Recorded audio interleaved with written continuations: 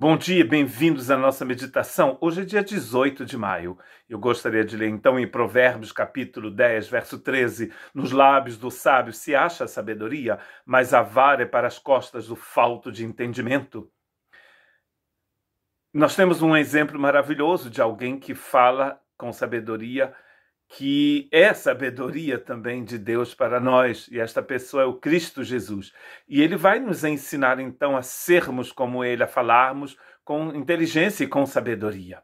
Mas se não formos cheios da graça de Deus, não temos como falar com sabedoria. Olha o que foi dito então por Marcos, em Marcos capítulo 1, verso 22.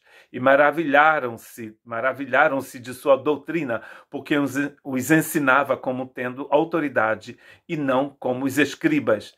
A autoridade que Jesus tem aqui vem da divindade.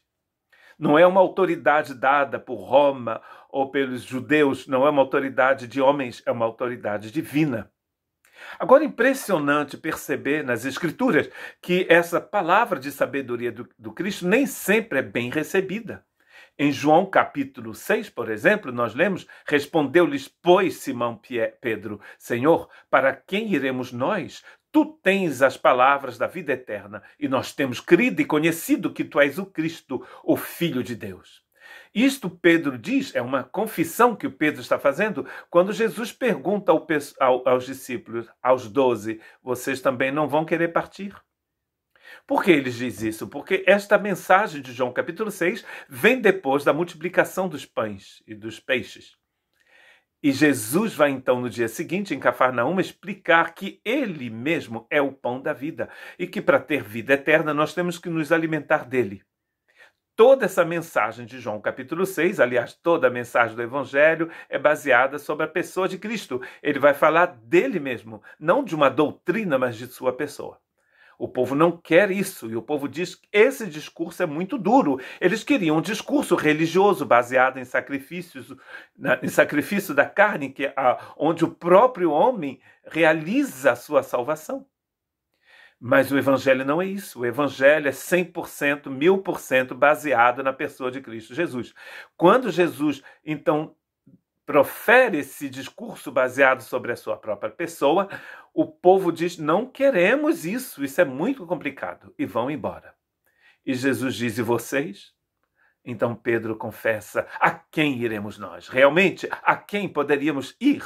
Senão a este Cristo, vida eterna, pão da vida, água da vida, aquele que nos enche da sabedoria de Deus e que nos ensina a falar com sabedoria. Mas infelizmente nem todos querem a Cristo, não querem palavras de sabedoria. 1 Timóteo 4:1 nos traz assim a nossa memória uma constatação incrível, nem sei se fala isso em português, mas estou falando, inventei então.